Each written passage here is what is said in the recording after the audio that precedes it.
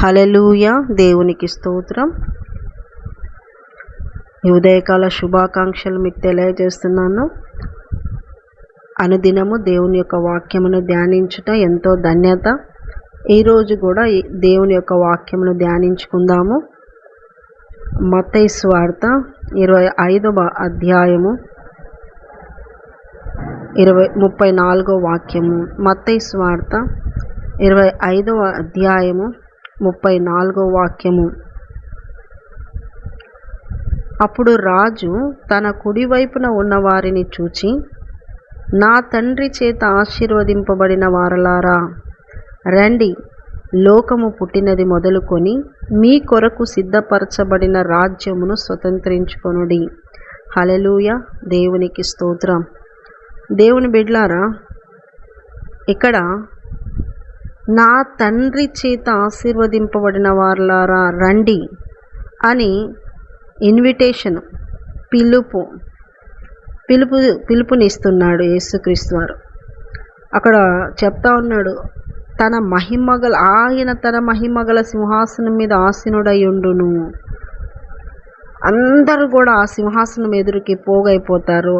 అప్పుడు ఆ మనుష్య కుమారుడు ఆ సమస్త ఆ దేవదూతలను ఆయనతో కూడా వచ్చినప్పుడు సింహాసనం మీద ఆసీనుడై చెప్తున్న మాటలు ఏంటంటే, నా తండ్రి చేత ఆశీర్వదింపబడిన వారలారా రండి, మీ కొరకు సిద్ధపరచబడినవి స్వతంత్రించుకోండి అని పిలుపునిస్తూ ఉన్నాడు. ఎప్పటి నుండి అంటే అవి సిద్ధపరచబడిన లోకము పుట్టినది మొదలుకొని మీ కొరకు. లోకము ఎప్పుడు పుట్టిందో అప్పటి నుండి సిద్ధపరచబడినటువంటివి ఉన్నాయి. అవి స్వతంత్రించుకోవాలి. ఎవరు స్వతంత్రించుకుంటారు?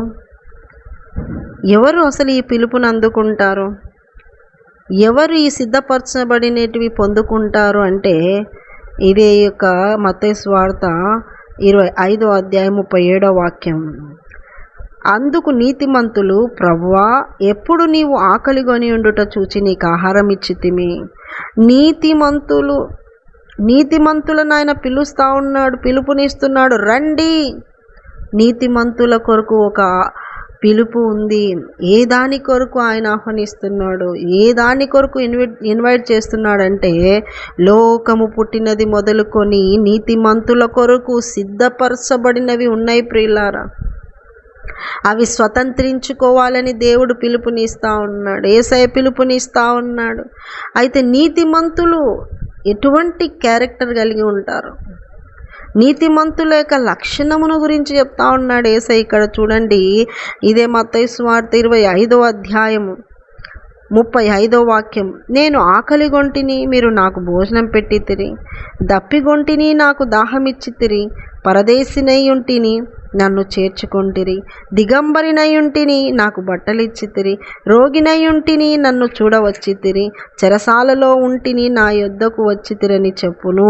అందుకు నీతిమంతులు, ప్రభువా, ఎప్పుడు నీవు ఆకలిగొని ఉండుట చూచి నీకు ఆహారం ఇచ్చితిమి, నీవు దప్పిగొని ఉండుట చూచి ఎప్పుడు దాహం ఇచ్చితిమి, ఎప్పుడు పరదేశివై ఉండుట చూచి నిన్ను చేర్చుకొంటిమి, దిగంబరివై ఉండుట చూచి బట్టలిచ్చితిమి, ఎప్పుడు రోగివై ఉండుటైనను చెరసాలలో ఉండుటైనను చూచి నీ యొద్దకు వచ్చితిమని ఆయనను అడిగెదరు. నీతిమంతుల యొక్క క్రియలండి ఇవి, నీతిమంతుల యొక్క లక్షణాలండి. యేసయ్య అంటున్నాడు, నాకు ఆకలైతే ఆహారం పెట్టినారు, దాహమైతే నీళ్ళు ఇచ్చినారు, పరదేశిగా ఉంటే చేర్చుకున్నారు, బట్టలు లేకుండా ఉంటే బట్టలు ఇచ్చితిరి, రోగి ఉన్నప్పుడు చూడవచ్చితిరి, చెరసాల్లో ఉన్నప్పుడు కలవడానికి వచ్చినారంటే ఆ నీతిమంతులు అంటారు, అయ్యా నువ్వెప్పుడు ఉన్నావు అయ్యా అలాంటి పరిస్థితిలో? నువ్వెప్పుడు అలాంటి పరిస్థితిలో ఉన్నావు? మేమెప్పుడు వచ్చి నిన్ను కలిసినాము? మేమెప్పుడు వచ్చి నీకు అన్నం పెట్టినాము, నీళ్ళు ఇచ్చినాము? చూడనీకే రోగి అయినప్పుడు మేమెప్పుడు వచ్చి చూసినాము? నువ్వెప్పుడు చెరసాల్లో ఉన్నావు ప్రవ్వా? ఇవన్నీ ఎప్పుడు జరిగినాయి ప్రవ్వా అంటే, నీతిమంతులు ఆ మాటలంటే దేవుడు అంటున్న మాట ఏంటంటే 40వ వాక్యము, అందుకు రాజు మిక్కిలి అల్పులైన ఈ నా సహోదరులలో ఒకనికి మీరు చేసితిరి గనక నాకు చేసితిరని నిశ్చయముగా మీతో చెప్పుచున్నానని వారితో అనును. హల్లెలూయా. దేవుడు యేసుక్రీస్తు వారు ఏమని చెప్తున్నాడు? ఈ నా సహోదరులలో ఆయన సహోదరులు ఎటువంటి వాళ్ళంట? అల్పులైన ఈ నా సహోదరులు. అల్పులైన వారిని పట్టించుకుంటున్నారా? గనులైన వాళ్ళనే పట్టించుకుంటూ ఉంటారు. గనులైన వారికే ఇన్విటేషన్లు, గనులైన వారికే మంచి ఫుడ్డు, బట్టలు చేర్చుకోవటం, పరామర్శించటం, ఇవన్నీ గనులకు చేస్తూ ఉంటారు. ఉన్నత స్థితులలో ఉన్న వాళ్ళకు చేస్తూ ఉంటారు చాలామంది. కానీ దేవుడు అంటున్నాడు, నీతిమంతులైన వారు అల్పులను జ్ఞాపకం చేసుకుంటారంట. అల్పులను, అభాగ్యులను, దిక్కులేని వారిని, విధవరాండ్లను జ్ఞాపకం చేసుకొని వారు ఎదురుపడిన వాళ్ళ పరిస్థితి అలా ఉన్నా వెళ్ళి సహాయము చేసేవారుగా ఉంటారంట నీతిమంతులు. ప్రియ దేవుని బిడ్డలారా, దేవుడు అంటున్నాడు, అటువంటి అల్పులను మీరు చేర్చుకున్నప్పుడు, అటువంటి అల్పులకు మీరు భోజనం ఏర్పాటు చేసినప్పుడు, అటువంటి అల్పులకు నీళ్ళు ఇచ్చినప్పుడు, అటువంటి అభాగ్యులకు, నిరాశ్రయులను మీరు చేర్చుకున్నప్పుడు, అటువంటి బీదలను, దిక్కులేని వారికి మీరు సహాయము చేసినప్పుడు, అల్పులైన ఈ నా సహోదరులలో ఒకనికి మీరు చేసితిరి. అల్పులైన ఆ సహోదరులనంట, దేవుని సహోదరులు అంట వాళ్ళు. ఆ సహోదరులకు మీరు చేసినప్పుడు నాకు చేసినట్టే. కనుక మీ ఎదురుగా ఎవరైనా ఒక అల్పుడు, అభాగ్యుడు, దిక్కులేని వాళ్ళు, విధవరాన్లు ఎదురు ఉన్నప్పుడు నువ్వు నీతిమంతుడవైతే, నువ్వు నీతిమంతురాలవైతే వారికి భోజనం పెట్టాలి, వారికి నీళ్ళు ఇవ్వాలి, వారికి సహాయము చేయాలి, వారి పరిస్థితిలో వారికి నువ్వు సహకరించాలి, వారి పట్ల జాలి చూపాలి, కనికరం చూపాలి. ధనవంతుడు లాజరు, దరిద్రుడైన లాజరు ఎదురుగా ఉన్నా ఆహారము లేక రొట్టె ముక్కలు బండ్ల కింద, ధనవంతుడు తిన్న తర్వాత బల్ల కింద ఉన్న ఈ ముక్కలు ఏరుకొని తింటున్నా కనికరించని ఆ ధనవంతుడు, చేయి చాపని ఆ ధనవంతుడు, సుఖం అనుభవిస్తున్న ఆ ధనవంతుడు ఎప్పుడైనా లాజరు వైపు చూసి ఈ దరిద్రుడు పాపం ఇబ్బందిలో ఉన్నాడు, అనారోగ్యంగా ఉన్నాడు, ఇదిగో వెళ్ళి చూపించుకో అనే మనసు రాలేదండి. మళ్ళీ ఎంత కాస్ట్లీ బట్టలు వేస్తున్నాడు, కాస్ట్లీ లైఫ్ను మెయింటైన్ చేస్తున్నాడు, లగ్జరీ లైఫ్లో ఉన్నాడు, కానీ ఎదురుగా మళ్ళీ విశ్వాసే అండి. అతను విశ్వాసే. ఎలా చెప్పగలుగుతాం విశ్వాసే అని అంటే, అక్కడ సంబోధిస్తున్న మాట తండ్రివైన అబ్రహామా, విశ్వాసులకు తండ్రి. విశ్వాస అయితేనే కదా తెలుస్తుంది బైబిల్లో ఉన్నమాట. విశ్వాసే కానీ నీతిమంతుడు కాదండి. నీతిమంతులేనండి, నీతిమంతులే ఆయన సిద్ధపరిచిన రాజ్యమును స్వతంత్రించుకుంటారు. ఆ నీతిమంతులే స్వతంత్రించుకునే నీతిమంతులు ఇక్కడున్న అభాగ్యులను చూసి ముఖం పక్కకు పెట్టుకొని వాళ్ళు, చెయ్యి చాచేవాళ్ళు, వెళ్ళి పరామర్శించేవాళ్ళు, కడుపు నిండా అన్నం పెట్టేవాళ్ళు. పాసిపోయిన అన్నం కాదండి, పాడైపోయిన బట్టలు కాదండి. ఈ నా సహోదరులలో దేవుని సహోదరుడు నాకు చేసినట్టే అంటున్నాడు. వాళ్ళకి చేస్తే నాకు చేసినట్టే అంటే యేసయ్యకు నువ్వు అటువంటి బట్టలు, అటువంటి ఫుడ్ ఇస్తావా?